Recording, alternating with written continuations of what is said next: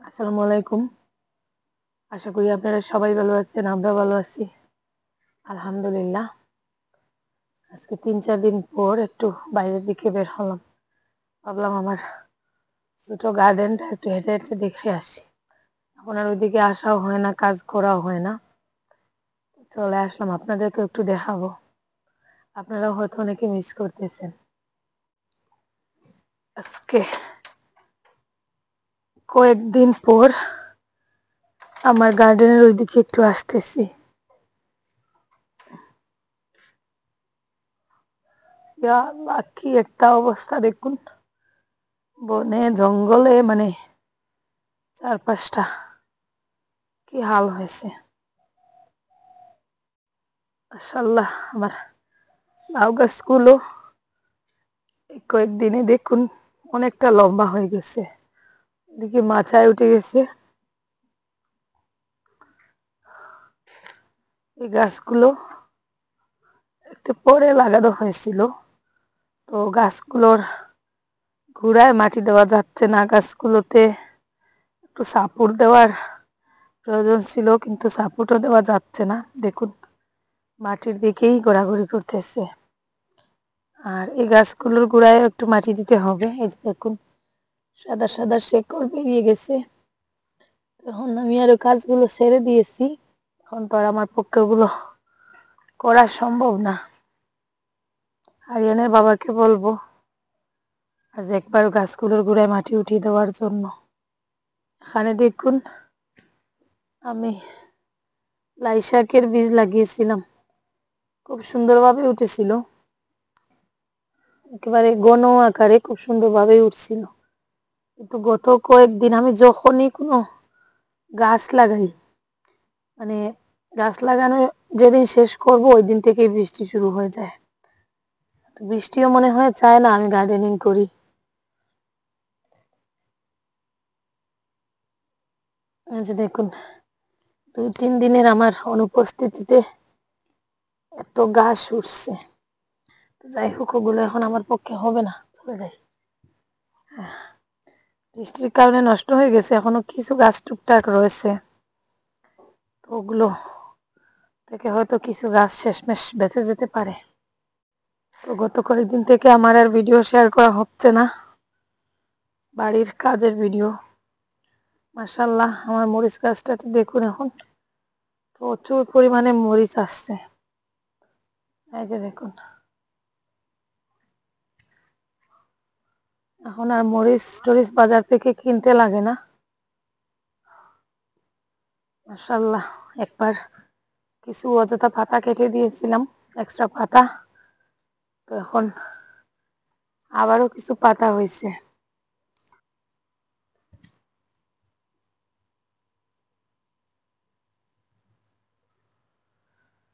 যাই হোক, আসছিলাম শুধু এদিকটা দেখতে, আর ভাবলাম আপনাদেরকেও একটু দেখাই।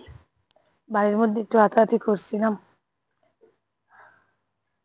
শিম গাছগুলোর ওই যে নিচের দিকে অনেক জঙ্গল হয়েছে, জঙ্গলের কারণে গাছের নিচের পাতাগুলো দেখুন লাল হয়ে যাচ্ছে।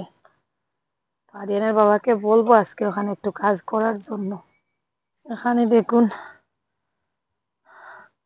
বরবটির গাছ লাগিয়েছিলাম, আমি আর আমার যা দুইজন মিলে লাগিয়েছিলাম। তো গাছগুলো 8-10 দিন আগে মনে হয় লাগানো হয়েছিল, এখন মোটামুটি উঠে গেছে, পাতাগুলো লম্বা হয়ে গেছে। এখন গাছগুলোতে যত্নের প্রয়োজন, কিন্তু এখন যত্ন করা যাচ্ছে না, প্রতিদিন বৃষ্টি হচ্ছে আর গাছের গোড়ায় পানি জমতেছে। এদিকে গতকালকে জুবাইরকে বলে একটু লাইন কাটিয়ে দিয়েছি, যাতে গাছের গোড়ার পানিটা বেরিয়ে যেতে পারে। গাছগুলো ওগুলো আমার যা করবে, যাকে বলবো আজকে একবার আসার জন্য। গাছগুলোর গোড়ায় এখন একটু গোবর সার দিতে হবে, মাটি দিতে হবে। গতদিন আপনাদেরকে বলেছিলাম মাকে দেখতে আসছি, বাবাকে দেখতে আসছি। তো মাকে তো মাঝে মধ্যে দেখা হয়, কিন্তু বাবা অসুস্থ। কিন্তু কয়েকদিন থেকে বাবাকে দেখার জন্য কেমন জানি মন আনচান করতেছে। বাবাকে অনেকদিন হয়ে গেছে দেখা হয় নাই। আর আমার বাড়িতে যখন ছোট একটা অনুষ্ঠান করছিলাম তখনও কিন্তু বাবা যান নাই, সামান্য সময়ের জন্য ওনাদেরকে দেখতে আসছিলাম। আর আল্লাহ হামিদে আর দাও যদি যাইতে সময় দুটো খাবার শান্তি দিয়া আর যাইব আর বা শান্তি আল্লাহ বাস্তে এসে উঠে খাবার শান্তি দিয়া ভালো শুনে যাইব আল্লাহ খুব ভালো করতে আমি দিনটাই আমি খালি ও চিন্তা করতাম না ঠিক আছে গলার কাম এটা বহুত গলা তো যেহেতু আমার সামনে একটা সার্জারি আছে, তো আমার ওখানে যেতে হবে। সার্জারি থেকে জানি না কপালে কি লেখা আছে, তো একটা মৃত্যুর ঘাট থেকে প্রায় বেঁচে ফেরা। তো যাওয়ার আগে ভাবলাম বাবা মাকে একটু দেখে যাই, যদিও আমি চেন্নাই যাওয়ার দিন মা যাবেন মানে আমার বাসায়, তো বাবা তো আর যেতে পারবেন না। আর দুজনেই কিন্তু বাড়িতে খুব টেনশন করতেছেন, বেশি বেশি নামাজ পড়তেছেন, কোরআন তেলাওয়াত করতেছেন, তাসবিহ পড়তেছেন, দোয়া করতেছেন আমার জন্য। তো মায়ের একটু কথা আপনাদেরকে শোনালামও। আমার ভাইপোকে বলছিলাম ওর গাড়ি দিয়ে গিয়ে আমাকে আনতে, তো ওর গাড়ি দিয়ে আমাকে আনছে। এখন আবার আরেকটা গাড়ি দিয়ে আমাকে পাঠিয়ে দিচ্ছে। 2 ঘন্টার সময় বাবার বাসায় ছিলাম, তো আমাকে এখন আর লম্বা টাইম থাকলে হবে না। তো যাই হোক, 2 ঘন্টা বাবার বাসায় থেকে সবাইকে দেখে তো এখন আবার আস্তে আস্তে বাসার উদ্দেশ্যে রওনা দিয়ে দিয়েছি। তো আজকে সারাদিন ওইভাবে বৃষ্টি ভাব ছিল, এখন বিকাল 3টা বাজতেছে। আসসালামু আলাইকুম, আশা করি আপনারা সবাই ভালো আছেন, আমরা ভালো আছি আলহামদুলিল্লাহ। তো বাবার বাসায় গিয়েছিলাম গতকালকে। এতদিন আমি চেন্নাইতে যাব কি যাব না ওটা আসলে ফাইনাল কোনো সিদ্ধান্ত ছিল হয়নি, কারণ আমার কাছে যেহেতু ওই রকম টাকা পয়সার কোনো ব্যবস্থাও ছিল না, তো একটা কনফিউশনের মধ্যে ছিলাম। এখন যেহেতু মোটামুটি একটা সাহসের ভেতর চলে আসছে, আপনারা কয়েকজন আমাকে কিছু টাকা দিয়েছেন, হয়তো সম্পূর্ণটা এখনো মিল হয় নাই।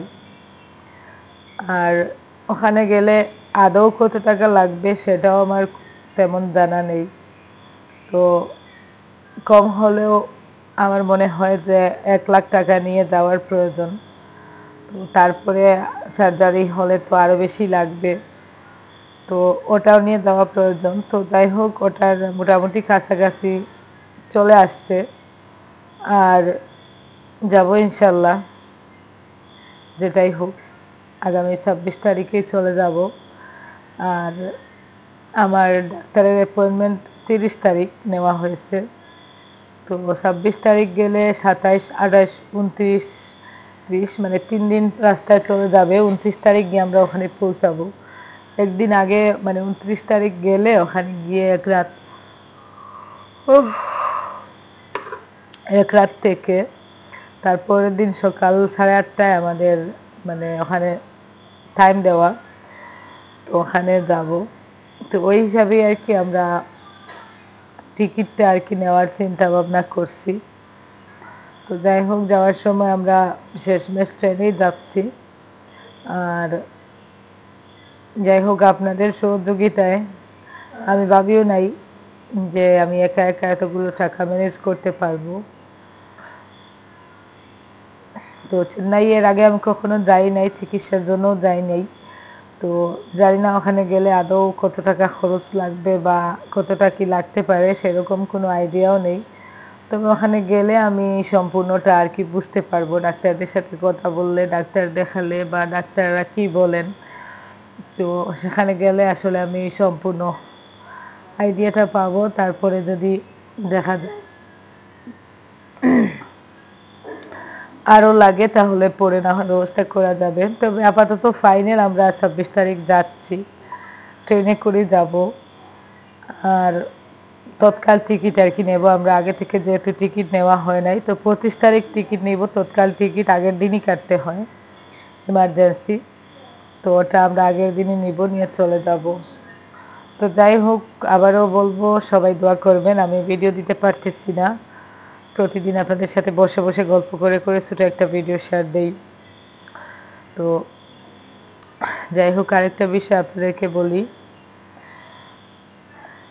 আমি যে হেল্পের ভিডিওটা আপলোড করেছিলাম, তো ওটা দেখে একটা মানে অনেকের গায়ে জ্বলতেছে, পুড়তেছে, হিংসায় মানে গা জ্বলতেছে। আমাদেরই লোকাল কেউ একজন আমার মানে কমেন্ট বক্সে গিয়ে উল্টাপাল্টা অনেক কমেন্ট করে চলতেছে, আর ও কিন্তু নতুন আইডি খুলেছে, ফেক আইডি খুলে উল্টাপাল্টা কমেন্ট করতেছে যাতে আপনাদেরকে বিভ্রান্ত করার জন্য। তো আমি কয়েকটা কমেন্ট স্ক্রিনশটও দিয়ে রাখছি। তো যাই হোক, আমার অনেক আপুরা বলছেন কমেন্ট নিয়ে আর কোনো কথা বলো না, তো ওই জন্য আমি বলতেও চাচ্ছি না। আর একটা ছোটো কথা আমি না বললে পারছি না। আরহান খান, জানি না উনি ছেলে না মেয়ে, তো ওনার কমেন্টগুলো আমি ওখানে স্ক্রিনে দিয়ে দিচ্ছি, আমি আর পড়ে শোনাচ্ছি না, ভিডিওটা লম্বা হয়ে যাবে। স্ক্রিনে দিয়ে দিচ্ছি, আপনারা শুধু ওনার কমেন্টগুলো দেখবেন। মানে কি বলবো, কি একটা বাসায় কমেন্ট। আমি নাকি শুধু আমার বাবার বাড়িতে যাই, এই কমেন্টটা দেখুন, কমেন্টার হাল দেখুন। মানে এই কমেন্টটা আমি আপনাদেরকে পড়ে শোনাই। আরহান খান উনি কমেন্ট করছেন,